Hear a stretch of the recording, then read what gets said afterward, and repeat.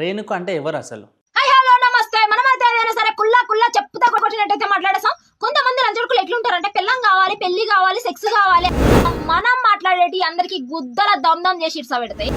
ఈ అత్తలంజలు ఎట్లుంటారంటే అత్తలమ్మడీలు నాకు అర్థం కాక అడుగుతా. సో ఎప్పుడన్నా ఇప్పుడు ఫాదర్స్ డే వస్తుంది, వచ్చినప్పుడు చాలా మంది స్టోరీలు స్టేటస్ పెడతారు నాన్న గురించి, నాన్నకు ప్రేమతో సినిమా వచ్చింది, అలాంటివి చూసినప్పుడు ఏమైనా బాధ అనిపిస్తుంది? కానీ మనకి లేని దాని గురించి ఆశపడడం ఎందుకు అంటే నా తలరాతలు ఉండుంటే నిజంగానే మా నాయన బతుకుంటుంటే నేను వెలుగు చీకటిలోన తోడై నిలిచే నాన్న. ఇప్పుడు ఇంట్లో మగతోడు లేకపోతే చాలా మంది చాలా రకాలుగా మాట్లాడతారు. సో నీకు కానీ అమ్మకి కానీ ఇలాంటి ప్రాబ్లం ఫేస్ చేసిరా మీరు? పెద్ద స్థాయి నుండి చిన్న స్థాయి వరకు కూడా అబ్బాయిలు ఇట్లుంటారు అన్నట్టు.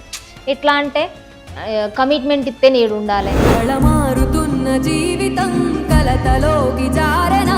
సో చాలా పెద్ద ఫ్యామిలీ మీది, అందులో చిన్నప్పుడు చాలా కష్టాలు అనుభవించుకుంటున్నావు. కష్టం విలువ అంటే ఆ కష్టాల్లో పిహెచ్డి చేసి వచ్చినాం అన్న. ఇప్పుడు మీ చుట్టాలు, మీ బాబాయిలు, మీ తోటి బంధువులు ఎవరైతే ఉంటారో ఎవ్వరు ఏం హెల్ప్ చేయలేదా? ఎవ్వరు మమ్మల్ని దగ్గరకు రానియలేదు. అంటరాని వాళ్ళకంటే ఈనంగా చూసి. సో ఇంత పేద ఫ్యామిలీ నుంచి, ఇంత చిన్న పల్లెటూరు నుంచి వచ్చినావు కదా, ఇప్పుడన్నా మంచి జనరేషన్లో ఉన్నావుగా, మరి నువ్వు మంచి వీడియోలు చేయొచ్చు కదా, బూతులు ఎందుకు మాట్లాడుతున్నావు? మంచి వీడియోలు చేసినాం అన్న, 5 ఏళ్ళకి వెళ్ళి మంచి వీడియోలు చేసినాం. సక్సెస్ వస్తే అన్న చెల్ బాంచ్ అని చెప్పుతో కొట్టు. రేణుకకు ఆ ధైర్యం లేదా? ఒకడు వచ్చి నువ్వు నాతో పడుకో నేను జాబ్ ఇస్తా అన్నప్పుడు ఆ ధైర్యం లేదా? మనిషికి వాల్యూ ఇవ్వడం బంద్ చేసిరు, మనీకి వాల్యూ ఇవ్వడం నేర్చుకున్నారు.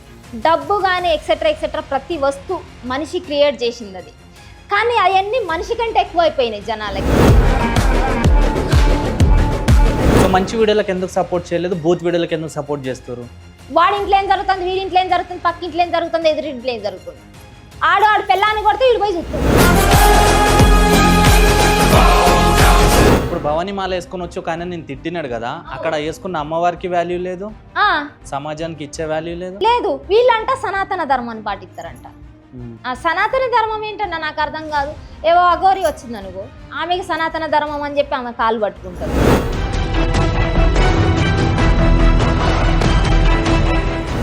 మనం ఇండియాలో పుట్టినాం, మన కట్టు బొట్టు మనం ఎంత మంచోళ్ళం అని చెప్పే మనము మా ఫారెన్ కల్చర్ వచ్చింది, అమెరికా కల్చర్ వచ్చింది మన దగ్గర.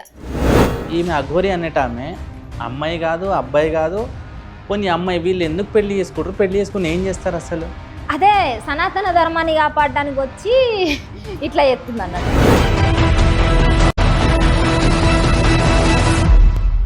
కొంతమంది పనికిరాని వాళ్ళని తిట్టినావు, కొంతమంది సర్కిల్ ఉన్న వాళ్ళు తిట్టినావు, కొంతమంది పేరున్న వాళ్ళని కూడా తిట్టినావు కదా. అట్లా తిట్టినప్పుడు నీ మీద ఎప్పుడు ఏం అటాక్లు జరగలేదా?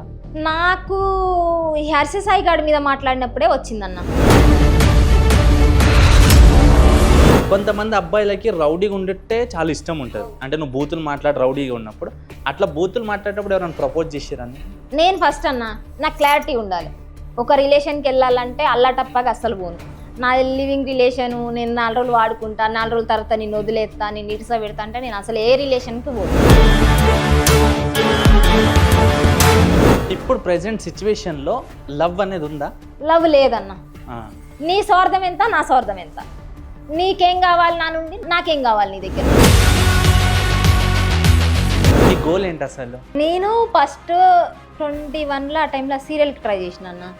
ఇక వీళ్ళు కాస్టింగ్ డైరెక్టర్లు వీళ్ళు ఉంటారు కదా, వాళ్ళు ఫిజికల్ నీడ్స్ అడిగారు.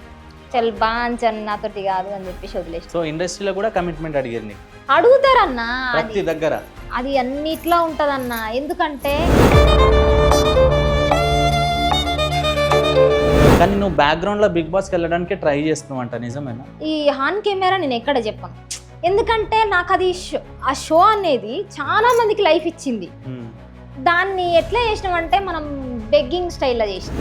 అన్నా నేను మళ్ళొచ్చినా అన్నా, ఈ పల్లె ప్రశాంత్ ఒక రైతు బిడ్డ బిగ్ బాస్ లో ఉండాలంటే ప్రతి ఒక్కరు ఈ వీడియో షేర్ చేయండి అన్న. అన్నా ఈ పల్లె ప్రశాంత్ బిగ్ బాస్ లో పోవాలనుకుంటున్నా, దయచేసి వీడియో షేర్ చేసి కింద కామెంట్ పెట్టాడు అన్న. ఇప్పుడు 50,000 ఫాలోవర్స్, 1,00,000 ఫాలోవర్స్ రాగానే కొంచెం వాళ్ళకి ఇన్కమ్ జనరేట్ కాగానే వాళ్ళు హీరోయిన్ లాగా ఫీల్ అవుతున్నారని నేను అంట. మనుషులు ఎందుకు ఫేక్ చేస్తారు మీరు?